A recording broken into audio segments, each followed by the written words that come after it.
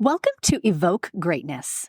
We are officially entering year 3 of this podcast, and I am filled with so much gratitude for each and every one of you who've joined me on this incredible journey of growth and self-discovery. I'm Sunny, your host and fellow traveler on this path of personal evolution. This podcast is a sanctuary for the curious, the ambitious, and the introspective. It's for those of you who, like me, are captivated by the champion mindset and driven by an insatiable hunger for growth and knowledge. Whether you're just beginning your journey or you're well along your path, you're going to find stories here that resonate with your experiences and aspirations.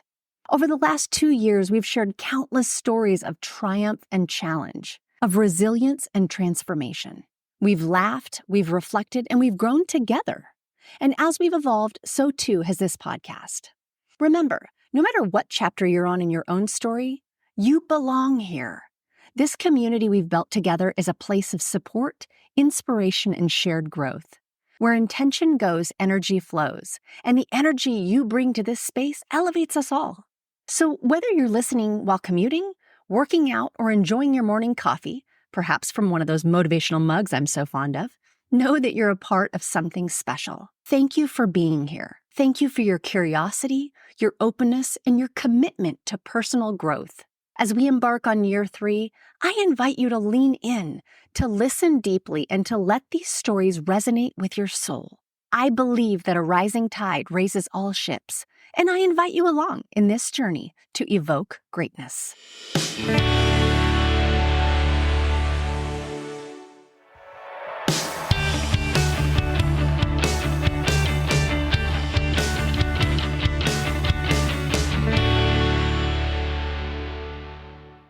All right, welcome back to part 2 of Time Poverty, Achieve More by Doing Less with my guest, Peggy Sullivan. If you haven't yet, make sure to go back and listen to last week's episode, which was part 1, where we explore the shocking truth about time poverty and why 94% of professionals feel trapped by busyness. How the average person wastes 1/3 of their day on low-value activities, the 3-step busy-busting process that's transforming workplaces worldwide, and why micro steps create sustainable change when massive overhauls fail. Okay, let's hop into part 2. One of them is what I call energy management, and which is really mastering the inner voice inside you, making sure you're stepping into self-care, sleep, managing your energy, basically, spiritual, mentally, socially. And then the second one is human connection. And it's so easy. I mean, especially after COVID, to, not connect with people, but to do all on email or social media and stuff. And so, connecting with a human, there's nothing better than that. The third one is growing and growth. And my dad always used to say, "What's a day without learning something new is a lost opportunity." And I got to thinking that growth is how we learn how to pivot and be resilient and do hard things. And when we're constantly flexing our brain muscle, our resiliency muscle, we get confidence that we can do hard things. And so that's why that one is really important. And then the fourth value is authenticity, but actually in a different way than you would think. It's not about being true to yourself and standing up for yourself. Yes, that is so important, but it's remembering you have 2 ears and 1 mouth for a reason. And that listening and being open-minded to different beliefs, different ways, different suggestions, we're just so much better together. And, I just encourage people to, instead of being in a me way, be in a we way, because we're better together. Yeah, absolutely. And it's interesting. You have a lot of, I too am a research and kind of statistic and data nerd. And so I love it. Your research shows that 95% of people don't have a schedule that allows them to complete their work, which just seems like we're putting our own obstacle directly in our way that is going to negatively impact our outcomes, right? What systemic factors do you think have created this type of crisis in our workplaces?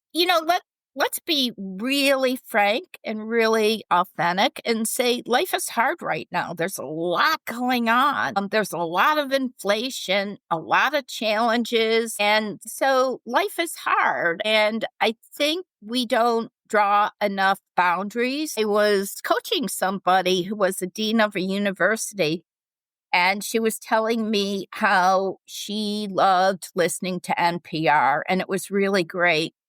And she told me about 6 months ago that NPR really depressed her now, that she heard all this bad stuff and it just depressed her. I said, so turn off the TV.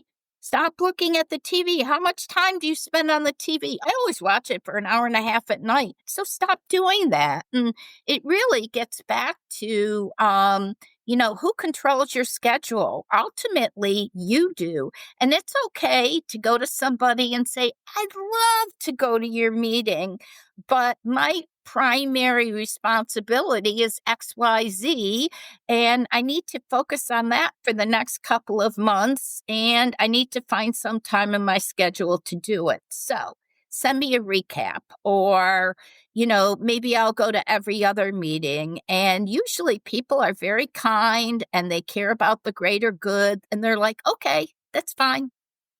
Yeah. Yeah. It's interesting. We recently on my team did a bit of an exercise or an experiment with our calendars. I meet once a week with our executive assistant and kind of review the next week and take a look. And we had one really important executive meeting that we were looking to reschedule. And she happened to have her screen showing to say, I just can't find time in everybody's schedule that is open to be able to put this somewhere. And I said, okay, wait a second. Is that what I'm looking at? That rainbow of colors, that's everybody's schedule? And she said, yeah, now you can see, like, I don't have a slot where I can put this in. I said, okay, number one, it's that important that we need to make a slot. So that's the first thing. I said, second thing is, I want you to take a screenshot and I want you to send that to me. And then I would like you to go through each of our calendars and just send me an email that says, Sunny has this many meetings this week, so-and-so has this many, and through the whole team. I said, I'm going to get on a call, on our executive call, and I want to be really intentional about how we're looking at our schedules, because right now, this is crazy. No wonder we're going back to back to back to back to back, and we can't find space. And so in trying to send this message out with a lot of real intentionality and in an illustrative way, I started looking for some videos to show them, to really give them the impact of how each of us show up. And what I found was a Formula One pit stop in slow motion. And it was shown from the overhead view. And what it was is you had like these 15 people that inside of 3 seconds have to be positioned exactly where they are. No hands can overlap, no feet can overlap. And they know exactly where they're supposed to be. If they had hands overlapping like our schedules are overlapping, that driver wouldn't leave the pit stop safe. And so Right. I wanted to give them this visual of why it's so important that we're intentional in even our calendars, because that overlap can cause, we think we're communicating with everyone, but things still get dropped. And so how can we pare back our schedules to improve our community and our communication and our interactions? And so it was funny Yeah. to see everyone go, oh my gosh, that's what all of our That schedules is look like. great story. I couldn't agree with you more. And then I think the other thing is most people don't realize that the human brain cannot go straight, deeply engrossed for more than 90 minutes. It needs a couple of seconds to be able to just breeze along. Even if it's 3 or 4 minutes, it makes a difference. And so, people think they don't have time in their day, or, I'm a writer and I write a lot of blogs, and then I make all these commitments to myself. Like I'm going to write 6 blogs, a week. And I get to the end of the week and I've written 3 and I'm like, okay, well, so I'm not going to be my own worst enemy and torture myself. I wrote 3 blogs. I don't need to write 6. Right. I think sometimes we need to be the ones that give ourselves permission. And, I hesitate to say this, but I'm going to say it anyways. It was a funny thing that somebody once said to me when I was in the height of my busyness. And that was, is the screwing you're getting worth the screwing you're getting? Yeah. Makes you sit back and think about that. Oh, yeah. Yeah, and I apologize to anyone who may have found that a little offensive, but, it's just I think sometimes that we just can't see the big picture because we're hamsters on wheels, and we just keep on doing, and we don't take a pause and say, this is not working. I'm tired. I'm exhausted. I don't have time for my partner. I don't have time to go to my kids' games. There's always a solution.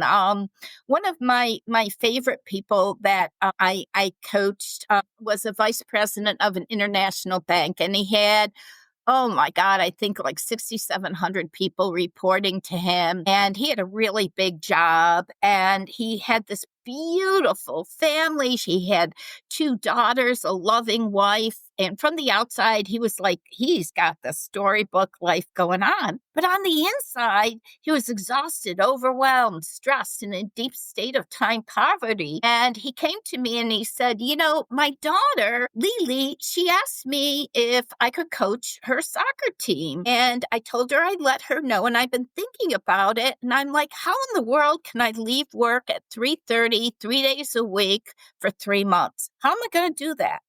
And then I'm like, well, it's a bonding moment with your daughter. Like, you've got to figure this out. You've got to find a way. And what we realized with this guy was that he was caught in the email rabbit hole, and he spent way too much time on email. And that when interruptions came and people were knocking on his door, he said yes instead of, can we schedule something later? Those two changes gave him 8 hours back in his work week. Micro steps. Yeah. Well, and I know I've certainly been guilty of this, and I know you've worked with people who have been guilty of this, but wearing that busyness like a badge of honor, right? Like this is just part of what I do. What is when you work with people that have that perspective, what is your approach to shifting this mindset without triggering either resistance or kind of like an identity crisis? Yeah, I mean, I love to show them how busyness, how it affects quality relationships. Look at the data. But I also like to remind people that when you're busy, it has this tidal wave effect on everyone around you. So you're super busy, and then you don't have time for your family. You don't have time for your friends. You don't have time to advise your colleagues properly. You don't have time to do strategic work. It's got this ripple effect. So you've just really got to start to think about, how you can be more effective and what is most important. And that's why a lot of it is about getting to this way of thinking that, you less is more, and I can achieve more by doing less. And try it. If you don't believe me, try it. Subtract a couple of low value things and see how you feel. Chances are you're going to feel great, great. And there are some times where life is hard, and you just need to, pour it on. I've got a very, very sick sister. I'm in the midst of writing a new book. I'm speaking a lot. So, I've got a lot on. And so, I realize that this is going to pass, and it's not forever. And, I just kind of let myself go through it a little bit. And then I'm like, okay, I've had enough. This is, I don't want to continue. I got through the heartache of what's going on with my sister, and the sadness and all those emotions that were draining me. And I just said, okay, well, what can I do to find good in this situation? And I realized, you know what? I'm talking to my sister every day. We were never close. All of a sudden, we're besties. Like, this is something good. And so many times I think, we look at stress and we don't differentiate. Is it a micro stress or a macro stress? And stresses you get over. They're done. They're gone. They don't matter the next day. So when you think about what's stressing you out and you feel yourself getting stressed, to just think about that is really important. But then the other thing is like, well, what good is there in this situation? Many times you think there is no good, but there's always some good to be found. Yeah, completely agree. As we look at the future of work and organizations looking to maybe redesign their culture or give it a bit of a facelift, get rid of the old and kind of bring in some new, number one, what role does leadership play in that transformation? And how can we encourage organizations to shift that culture away from busyness and more into intentionality and impact? Well, I get back to the facts and the data. And the problem is that most organizations don't know how. They have lofty goals, lofty things they want to get done. So they're looking for tools, actionable, easy to use tools. And so I can't tell you how many organizations I've walked in where I've met with the leadership team and we've gone through the subtraction, mojo making, and value vibing. They get it down, they trickle it down to their employees, and all of a sudden it just gets good. And one of the things that is going on is loss of engagement and burnout, and our younger employees feeling like what they're doing isn't meaningful. So, getting back to values in the work, I mean, it lights people up. So we just have to be a little bit different and try things a little differently. But the reality is, and I'll tell you one last little story. I'm such a storyteller. I had a friend of mine, he worked and he headed up Blue Cross Blue Shield marketing department, very large statewide uh, Blue Cross Blue Shield organization. And he had a big proposal coming in and he thought he could get to it and he didn't. And one night he's just like, okay, I need help. So he asked for help. He brought everybody into the conference room and they started working at like 4:45, and at like 6 o'clock, they hear this knock, knock, knock at the door. And it's the security guard basically saying, there's a whiteout, travel ban. Nobody's going anywhere. I know there are no windows, but that's the way it is. And so, my friend Randy is like, yes, this is great. We'll get this project done. Right. And so he looks around the room and he sees how exhausted his team is. But he also realizes that his relationships have become so transactional.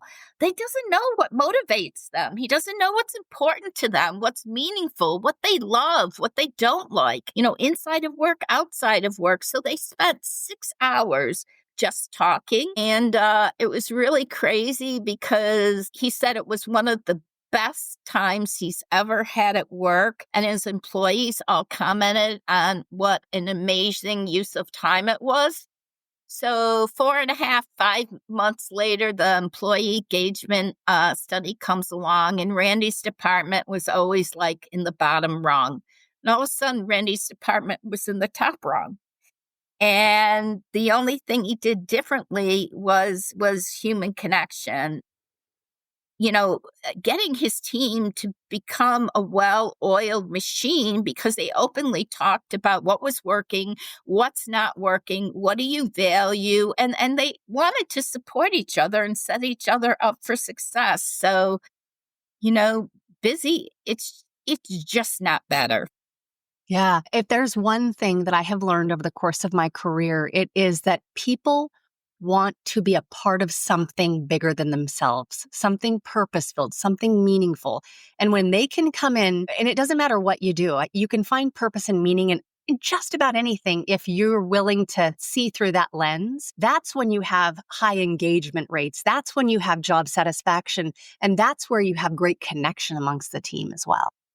Yeah, I mean, happiness rituals, people think that they're just for individuals, but I introduced workplace happiness rituals when I worked at United Healthcare, and I managed a couple thousand customer service team, the hardest job in the world, working in healthcare and working in customer service. I was like, what am I going to do to improve their metrics? We're really doing a horrible job in resolving first call resolution. And so I thought, let's try these happiness rituals at work. What if we 10 10 minutes a day. We collectively got on a Zoom and we did these happiness rituals for 3 or 4 minutes, and the team decided dance parties in the morning were what they want because they sat all day. And so we had great music and little cubicle dance parties. And then at the end of the day, we'd celebrate, a lot of birthdays, or sometimes we tell jokes, look at Seinfeld tapes, whatever it was.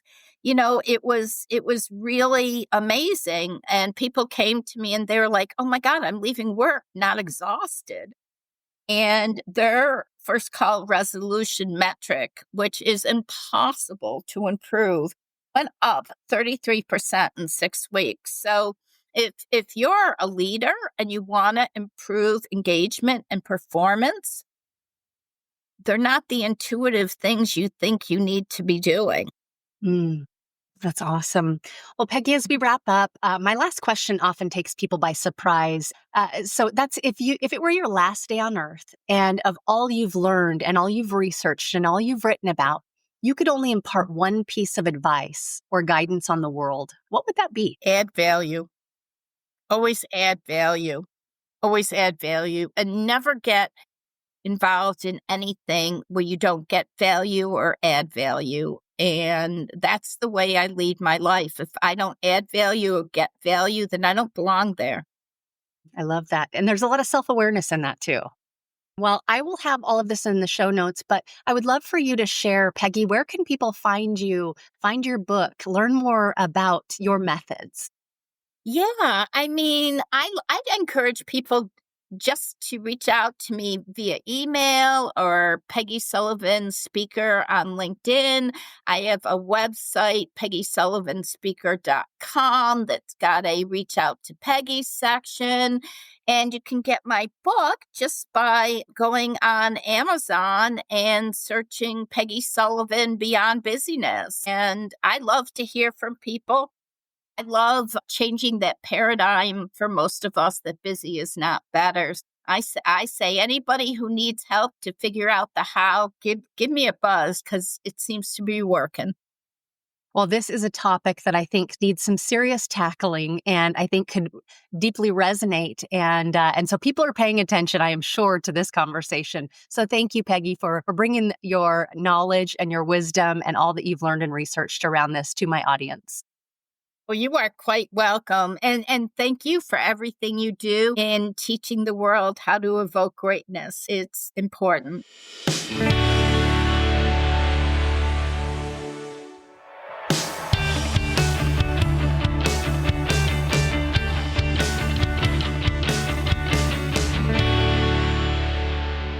Thank you so much for listening and for being here on this journey with me. I hope you'll stick around.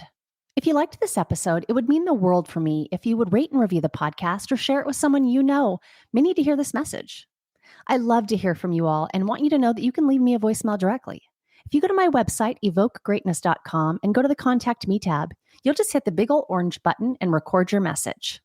I love the feedback and comments that I've been getting, so please keep them coming. I'll leave you with the wise words of author Robin Sharma. Greatness comes by doing a few small and smart things each and every day. It comes from taking little steps consistently. It comes from making a few small chips against everything in your professional and personal life that is ordinary, so that a day eventually arrives when all that's left is the extraordinary.